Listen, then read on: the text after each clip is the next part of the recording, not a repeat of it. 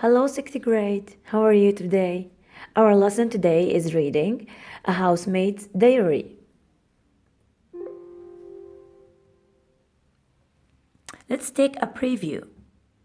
In this diary entry, you will learn what life was like for an English housemaid over 100 years ago. A diary is a record of someone's personal feelings, experiences, and observations. It's usually private. While you read, think about what causes and effects the writer describes and how they are related. Notice and learn cause and effect. Things often happen because something makes them happen. The first thing to happen is the cause. The second thing is the effect. Look for causes and effects as you read. They can help you understand how the events in a story are related. Now, listen carefully to the audio.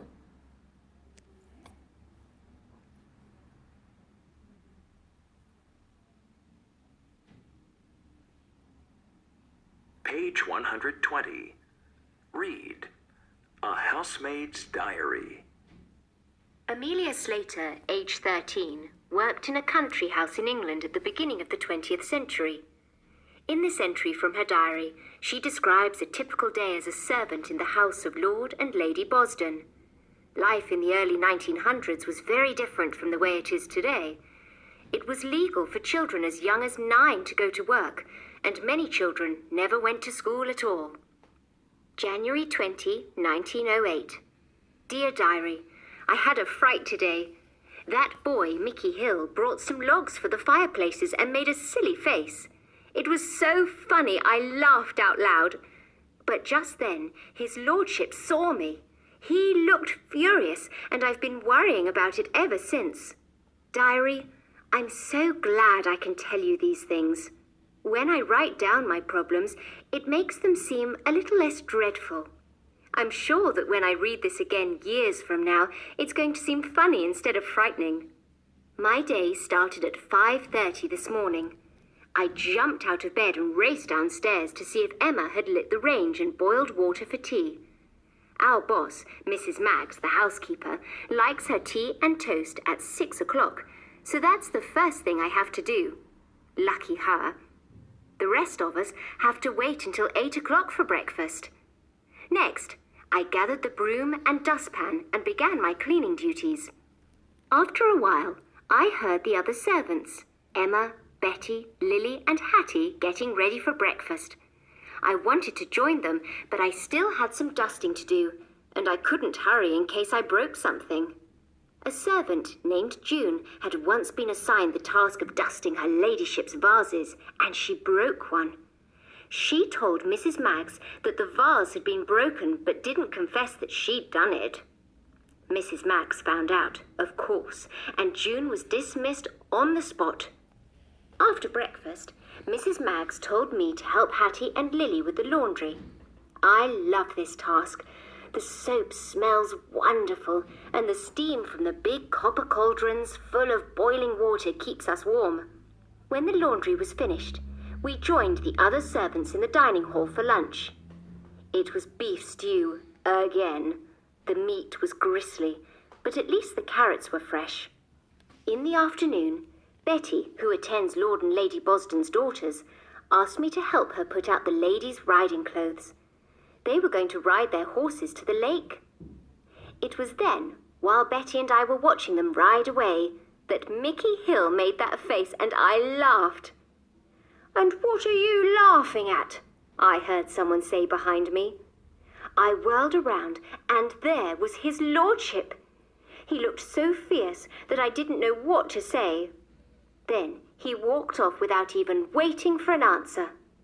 When the ladies came back from riding, they went upstairs for tea in the drawing room. After they'd finished, the tea trays were brought down and some scones were left over.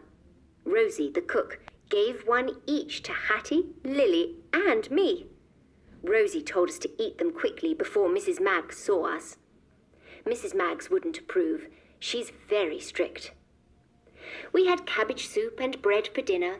I usually love cabbage soup, but I'd lost my appetite from worrying about his lordship. I know it's wrong, but I kept hoping he'd blame Mickey instead of me. At 7 o'clock, the gong was struck. That meant the ladies were going to dress for dinner. I waited in the passageway outside their bedrooms. If one of the ladies needed something, a comb, a ribbon, or a pin, it was my job to find it. Mrs. Maggs said I could take some time off while dinner was being served. The kitchen gets frantic during dinner, and it's a bad idea to get in the butler's way. At 9:30, Hattie, Lily, and I washed the kitchen floors, and then we went to bed at last. Just as I was going upstairs, his lordship appeared. My heart almost stopped, I felt so frightened, but he smiled kindly and said, "Good night, Amelia." I like his lordship. Dear Diary, now that I've written down everything that happened today, I know I'll never forget it. I hope that maybe one day I'll even read this to my own children. Won't they laugh at how silly I was? Okay, sixth grade now. I want you to look at the main idea for each paragraph. The main idea in the first paragraph: Amelia Slater, age 13, worked in a country house in England. Life in the 20th century was very different from the way it is today. The main idea in the second paragraph: Amelia wrote a diary about her daily life. She said, "I'm so glad I can tell you these things. When I write down my problems, it makes them seem a little less dreadful." The main idea in the third paragraph: her day started at 5:30 in the morning. Between 6 o'clock and 8 o'clock, they had their breakfast. The main idea in the fourth paragraph: a servant named June had once been assigned the task of dusting her ladyship's vases, and she broke one. She told Mrs. Muggs that the vase had been broken, but didn't confess she had done it. The main idea in the fifth paragraph: Amelia helped the other servants with the laundry, then joined the other servants in the dining hall for lunch. The main idea in the sixth paragraph: in the afternoon, she put out the ladies' riding clothes. They were going to ride their horses to the lake. The main idea in the seventh paragraph: they had cabbage soup and bread for dinner. At 7 o'clock, the ladies were going to dress for dinner. The main idea in the eighth paragraph: at 9:30, she washed the kitchen with the other servants and went to bed at last.